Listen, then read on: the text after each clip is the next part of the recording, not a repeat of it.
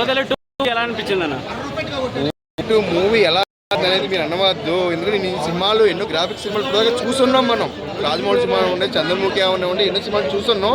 దాంతకు మించి గ్రాఫిక్స్ చాలా బాగుంది. చాలా అంటే దేవుణ్ణే ఓడించగల శక్తి, మంత్రశక్తి ఉంది, శుద్ధశక్తులకు ఉందని లాస్ట్ వరకు జీవించాడు. లాస్ట్ మొన్న పర్ఫార్మెన్స్ ఇంటర్వ్యూలో ముందు వస్తుంది, వస్తుందోనే పవర్ఫుల్గా వస్తుంది.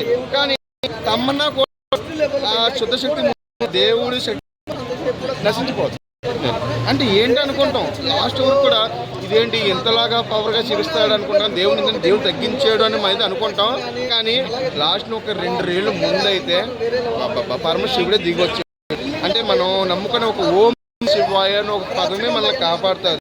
అంటే కొన్ని కోట్ల సార్లు ఆ తమ్మను చిన్నప్పుడు ఇంట్లోంచి వెళ్ళిపోతాం, కాసి వెళ్ళిపోయి ఆ ఓం నమ శివాయ అనుకుంటే ఆ లెక్క లాస్ట్గా ఒక్క లెక్క వద్దుల్లోకి అప్పుడు పరమశివుడు వస్తుంది. అంటే దేవుడు ఉన్నాడు, దేవుడు లేడని కాదు, దేవుడు ఉన్నాడు నిరూపించడానికి ఈ ఓదెల 2 సినిమా.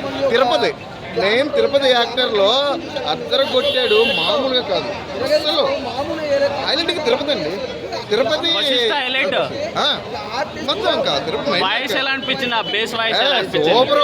అసలు ఆ జుట్టు, ఆ లింగి మంది కట్టుకుందాం, ఆ సైకిల్ వెళ్ళటం ఏంటి, అందులో మా ఫ్రెండ్ విజయ్ యాక్టింగ్ ఏంటి, మా విజయ్ ఫ్రెండ్ నటించాడు, విజయ్ యాక్టింగ్ ఏంటి, ఇంక అందరూ సూపర్ అబ్బా.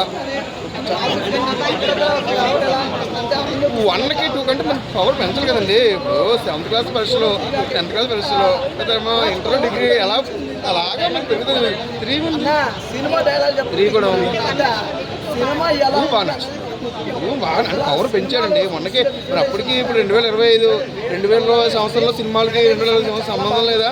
1 కన్నా 2 నేను ఇంకా 3 2 ఏళ్ళ తీయాలంటే 3 ఏళ్ళ ఉండదు. అయితే నేనైతే మరి ఎక్స్పెక్ట్ చేయలేదు. చెయ్యాలి ఇక్కడ నుంచి చూసి. బాగుంది. సంపత్ గారి స్క్రీన్ ప్లే రైటింగ్ ఎలా అనిపించింది? ఇంకా ఆయన దేవుడి సినిమా అంటే సంపత్ నంది అంటే ఇంకా మామూలుగా సంపత్ నంది ఆయన చేసే సినిమాలు ఎక్కువ ఈ టైపే చేస్తాడు దేవుడి మీద. ఎలా అనిపించింది?